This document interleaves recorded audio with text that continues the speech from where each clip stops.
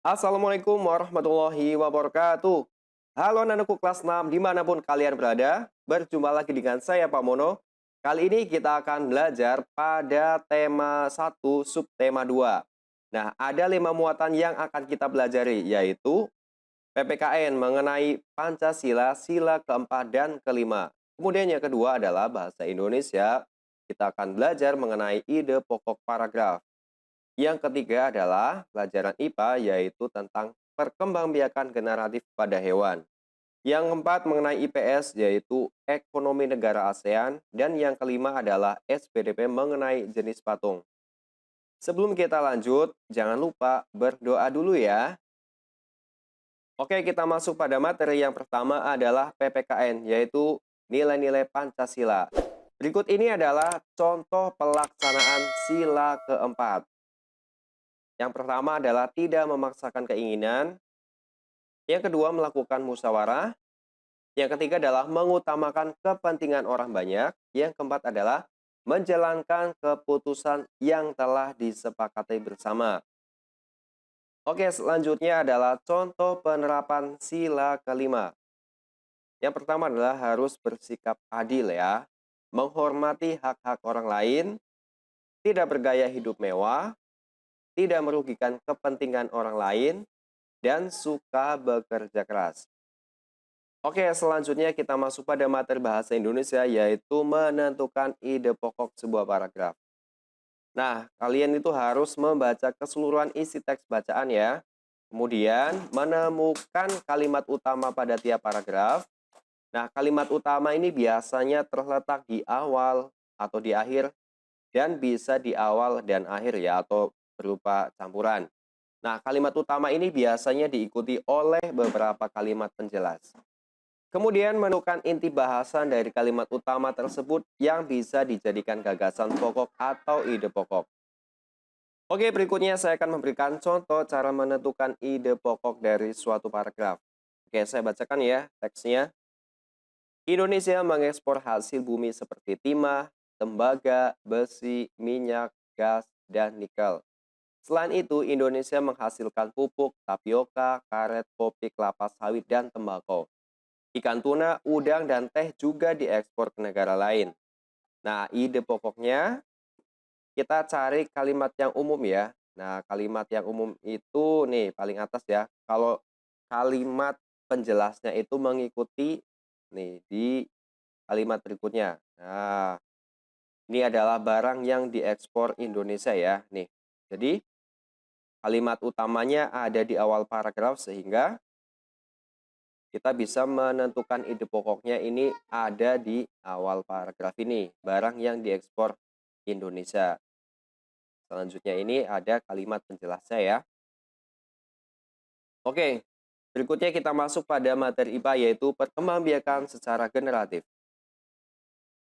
Perkembangbiakan secara generatif adalah perkembangbiakan dengan melalui proses perkawinan. Proses perkawinan yang terjadi kemudian akan menghasilkan individu baru berupa anak.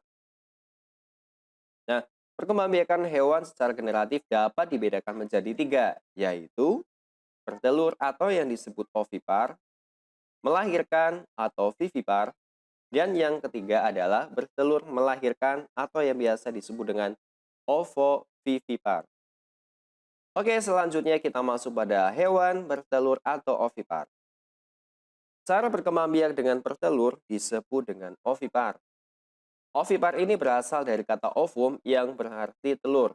Ovum atau telur ini dihasilkan oleh hewan betina dan akan dibuahi oleh sperma yang dihasilkan oleh hewan jantan. Nah, contoh ovipar ini adalah ada bangsa unggas ya, atau seperti burung dan sebagainya. Ada ikan, katak atau amfibi, kemudian ada penyu dan serangga. Bisa dilihat pada gambar ya.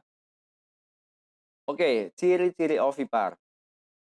Yang pertama adalah janin tumbuh relatif lebih cepat ya. Kemudian bentuk tubuh anak umumnya itu sama dengan bentuk tubuh induknya. Kemudian tidak mempunyai daun telinga. Kemudian tidak mempunyai kelenjar susu. Kemudian yang kelima adalah tidak menyusui anaknya. Oke, Kemudian kita masuk pada hewan yang melahirkan atau vivipar. Hewan yang berkembang biak secara melahirkan disebut dengan vivipar. Hewan yang melahirkan ini juga menghasilkan telur. Namun, telur yang dihasilkan itu tidak dibungkus cangkang ya dan tidak dikeluarkan dari dalam tubuh hewan betina. Nah, hewan yang beranak kebanyakan menyusui anaknya. Hewan ini disebut dengan hewan mamalia. Oke, contoh vivipar adalah kerbau, kijang, kucing, ada anjing, kuda, gajah, harimau, kelinci, lumba-lumba, dan paus. Nah, sebutkan 3 contoh vivipar yang ada di lingkungan sekitar rumahmu ya. Oke, ciri-ciri vivipar atau hewan mamalia adalah mempunyai kelenjar susu. Hewan betina menyusui anaknya dan memelihara mereka hingga dewasa. Kemudian mempunyai rahim. Kemudian kulit tubuh hewan umumnya memiliki rambut dan mengandung kelenjar, seperti kelenjar lemak dan keringat. Oke, kita masuk pada hewan bertelur dan melahirkan atau ovovivipar. Hewan yang berkembang biak secara bertelur dan melahirkan disebut dengan ovovivipar. Telur yang sudah dibuahi menetas di dalam tubuh hewan betina dan keluar sudah dalam bentuk bayi. Hewan tersebut tampak seolah-olah melahirkan anak, tetapi sebenarnya hewan tersebut mengandung calon anaknya dalam bentuk telur. Contoh ovovivipar adalah ada hiu, kadal, ikan pari, ular sanca atau buah, dan piton. Oke, berikutnya kita masuk pada pelajaran IPS yaitu potensi ekonomi negara-negara anggota ASEAN. Yang pertama adalah Brunei Darussalam. Negara ini terkenal dengan kekuatan sumber daya alam berupa minyak bumi dan gas alamnya. Brunei menjadi negara di Asia Tenggara yang memiliki pendapatan per kapita tertinggi karena gas alamnya. Kemudian adalah Filipina. Filipina adalah sebuah negara kepulauan yang mata pencaharian sebagian besar itu adalah di bidang pertanian. Oke, selanjutnya adalah Indonesia. Sebagai negara kepulauan terbesar di kawasan ini atau di kawasan ASEAN, Indonesia memiliki ragam sumber daya alam yang sangat kaya. Keindahan alam Indonesia pun merupakan daya tarik yang menjadi sumber devisa negara dari sektor pariwisata. Oke, selanjutnya ada Kamboja. Di daerah di sekitar Sungai Mekong merupakan daerah yang subur. Mata pencaharian penduduk Kamboja adalah pertanian. Hasil pertanian Kamboja yang terbesar adalah padi dan karet. Selanjutnya adalah Laos. Negara ini dilewati oleh aliran Sungai Mekong. Sama seperti di Kamboja, kekuatan pertanian banyak dilakukan di sepanjang aliran sungai ini. Sebagian besar hasil pertaniannya dinikmati oleh masyarakat Laos. Berikutnya adalah Malaysia. Kegiatan ekonomi utama penduduknya adalah di bidang pertanian, pertambangan, dan perindustrian. Berikutnya adalah Myanmar. Mata pencaharian utama penduduk Myanmar adalah pertanian, perkebunan, dan pertambangan. Padi merupakan hasil utama dari pertanian yang ada di sana. Myanmar merupakan salah satu negara penghasil padi terbesar di Asia Tenggara. Kemudian Singapura. Singapura merupakan negara paling maju di kawasan ASEAN. Letak Singapura ini sangat strategis. Saat ini, Singapura menjadi negara transit yang teramai di Asia. Berikutnya adalah Thailand. Thailand ini sering disebut sebagai lumbung padi di Asia Tenggara. Padi memang merupakan hasil pertanian terbesar dari negara ini. Selain itu, perkebunan, kehutanan, pertambangan, dan industri juga merupakan kegiatan ekonomi penduduk Thailand. Berikutnya adalah Vietnam. Setelah pulih dari Perang Vietnam, negara ini mulai berkembang di berbagai sektor perekonomiannya. Pariwisata dan turisme mendukung perkembangan ekonomi. Selanjutnya adalah kegiatan ekonomi negara-negara ASEAN. Indonesia mengekspor hasil bumi seperti timah, tembaga, besi, minyak bumi, gas, dan nikel. Selain itu, Indonesia menghasilkan pupuk, tapioka, karet, kopi, kelapa sawit, dan tembakau. Kemudian ada ikan tuna, udang, dan teh juga diekspor ke negara lain. Selanjutnya adalah Brunei Darussalam, terkenal sebagai pengekspor minyak mentah, gas alam, dan produk minyak. Penduduk masyarakat Malaysia bermata pencaharian dalam bidang pertanian, pertambangan, dan perindustrian. Pertambangannya adalah menghasilkan biji timah terbesar di dunia. Selanjutnya adalah Singapura. Ini mengekspor mesin dan alat transportasi, alat elektronik, dan barang-barang konsumsi. Singapura termasuk negara Asia Tenggara yang berpendapatan paling tinggi. Kemudian Thailand.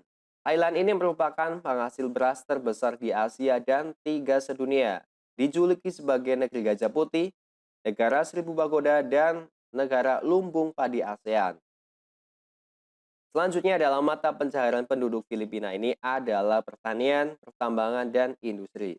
Komoditas ekspor Filipina terdiri atas gula, kopra, dan biji tembaga. Oke, perekonomian sebagian besar penduduk Vietnam adalah pertanian. Padi merupakan hasil utama pertanian di Vietnam. Selanjutnya kita masuk ke Kamboja. Sebagian besar penghidupan penduduk Kamboja di sektor pertanian. Selanjutnya ke Laos. Rakyat Laos hidup di sektor pertanian yang menghasilkan beras, jagung, tembakau, jeruk, dan kopi. Kemudian komoditas perdagangan Myanmar meliputi kayu ya, terutama ini kayu jati, kemudian beras, pupuk, dan berbagai barang kerajinan lainnya. Oke, yang terakhir ini adalah materi SBDP yaitu jenis patung. Jenis patung berdasarkan perwujudan atau bentuknya. Ini ada patung figuratif ya, atau realis atau representatif. Nah, berarti patung yang merupakan tiruan dari bentuk alam ya, seperti manusia, binatang, dan tumbuhan. Kemudian contohnya adalah ada patung pahlawan, patung macan, patung ayam, patung burung, ya, patung buah-buahan, patung hewan, dan lain sebagainya. Oke, patung non-figuratif atau imajinatif atau non-representatif adalah patung yang tidak meniru alam ya, terlepas dari wujud-wujud tiruan yang ada di alam. Nah, contohnya adalah patung abstrak geometris ya, patung berupa bentuk silinder, runcing, sebagai simbol bambu runcing, dan lain sebagainya.